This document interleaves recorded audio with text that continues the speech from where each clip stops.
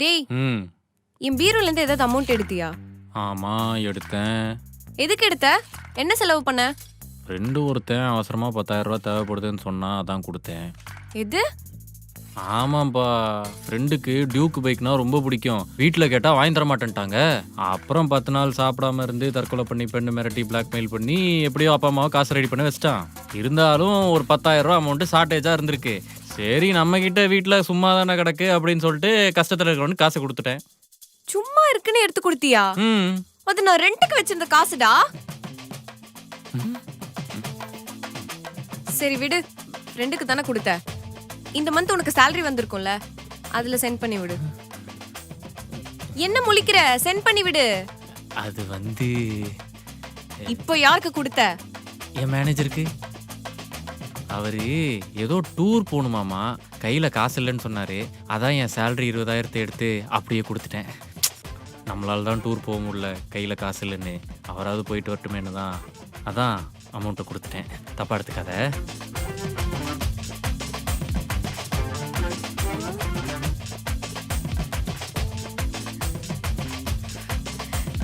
ஓ, இவனை எப்படிதான் நான் கல்யாணம் பண்ணணும்?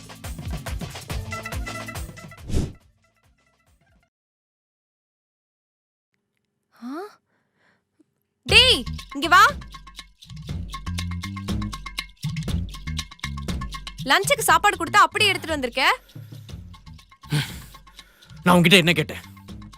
பிரியாணி கேட்டேன். ஆனா நீ சாம்பார் பூவை கொடுத்து விட்டுருக்க. அதனால என்ன?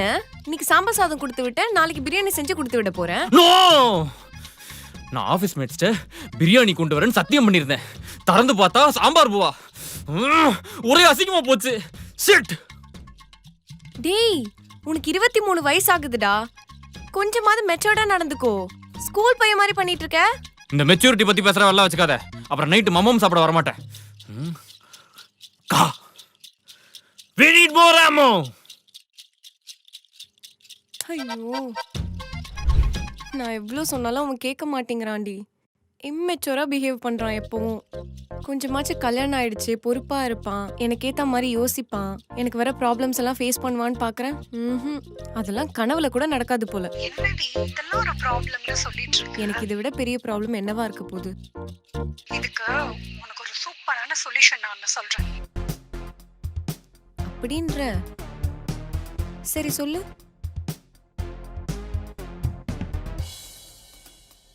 சரி ஓகே, நான் இதை எக்ஸிக்யூட் பண்ணிட்டு உனக்கு சொல்றேன்.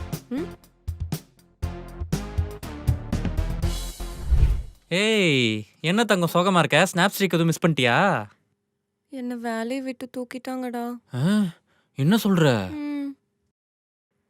ஒர்க் சரியா பண்ணலன்ட்டு. அதே மாதிரி என்ன மாதிரி நிறைய பேர் ஒர்க் சரியா பண்ணலன்னு லே ஆஃப் பண்ணிட்டாங்க. ஐயோ, என்னடி பண்றது? அதான் எனக்கும் தெரியல.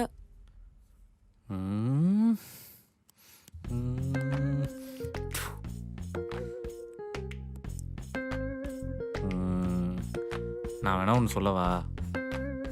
சொல்லு. நீ நான் ஒரு நல்ல கம்பெனியாக பார்த்து வேலைக்கு சேர்ந்துரு. உனக்கு இருக்கிற எக்ஸ்பீரியன்ஸ்க்கு அட்லீஸ்ட் 50,000 சம்பளம் தருவான். எப்படி என் ஐடியா? ஏய், இப்போ நீ முறைக்கவே கூடாது, சிரிக்கணும். லூசு லூசு. ஏந்திரா மேல. ஏன் என்னாச்சு?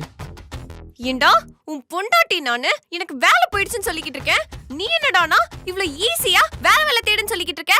வேற என்ன சொல்லுவாங்க? அட அரை மெண்டலு, இன்னுமாடா உனக்கு புரியல? உனக்கு வேலை போனா என்ன, நான் பாத்துக்கிறேன், இந்த வீட்டோட ரெஸ்பான்சிபிலிட்டிஸ் எல்லாமே நான் ஏத்துக்கிறேன் அப்படின்னு தானே நீ சொல்லியிருக்கணும்.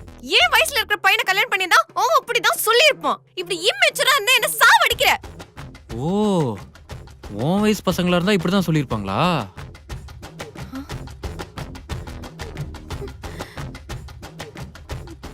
உன்னை வச்சுக்கிட்டு எக்ஸ்பெக்ட் பண்ணல, ஏன் தப்பு தான்.